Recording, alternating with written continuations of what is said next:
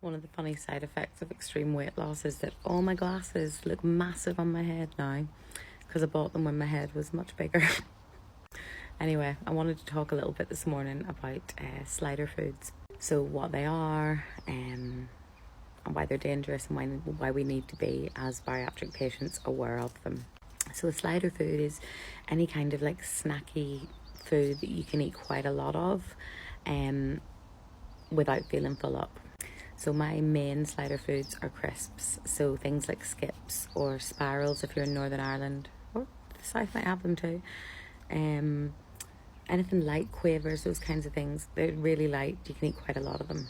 Another thing might be things that are a bit puddingy or a bit sort of liquidy, like some people maybe ice cream or even protein puddings, you know, those kinds of things. Now I find they do fill me up, but for other people that would be a slider food. So the way I deal with slider foods is by portioning them. So if I want a packet of skips, that's fine. I will have a packet of skips. I know how many are in it. I know that that's, you know, one portion, that's fine. If I have like a big bag of something, I'll portion it out into a bowl and just have a portion.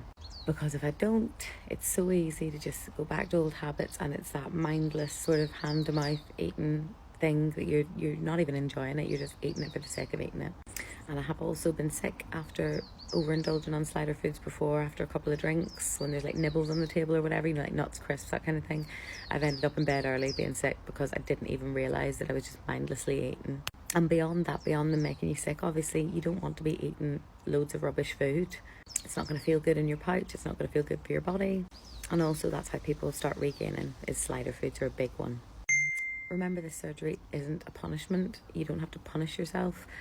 You can still have a packet of crisps. You can still have, you know, a small bar of chocolate, or, you know, you can still have these things in moderation. It's just being aware of which foods are your triggers, which foods are likely to maybe set you off in a binge, because if they're slider foods, you can eat quite a lot of them.